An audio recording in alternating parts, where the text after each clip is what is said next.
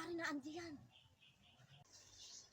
Utoy, utoy. Naandyan ay ang iyong ninang. Huwag mo sabihin ako tatago ha. Opo, mama. Tatago na. Sige, sige. Nice. Ay, Tutoy. Asan si mama mo?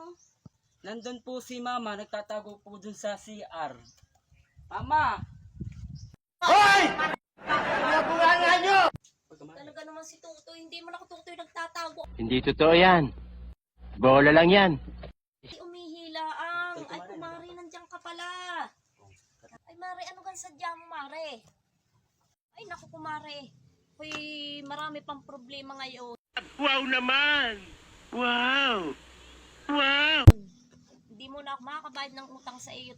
Talaga namang ako'y bahiting-bahite. Pwede ba ilayo mo sa akin to? Ayoko makita ito. Maita ulo ko. Ay, ari naman kumare kong ari.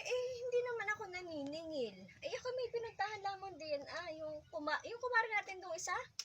Naalala mo yung kumare natin doon? Uy, napadaan lang ako dito at gawa ng sabi ko nga, dito din naman ang daan ko. Kaya, dinaanan ko na kayo.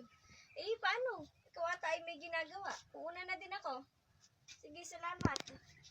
Ay, inako naman na rin kumare kong ariya Talaga lagi nang uutang sa akin. Tapos hindi naman ako binabayaran. Pagpupunta pa ako din laging babaybayin ang kanya mga problema. Ay kumare ko pa naman, gayon ang ginagawa sa akin. Ay talagang hindi na makakaulit sa akin yan. Pagka gayon naman ang ginagawa sa akin, ay kailangan ko din naman ng pera Aba, ay bakit naman gayon ang ginagawa sa akin? Ay wag na. Ay, Mare! Ano kayo pinupulong-pulong mo diyan? Parang ikay galit. Ay hindi naman Mari Hindi naman. Ay sa totoo lang ay sadyang nagpunta nga pala ako dito. Nakalimutan ko nga pala ako may sadya sa iyo.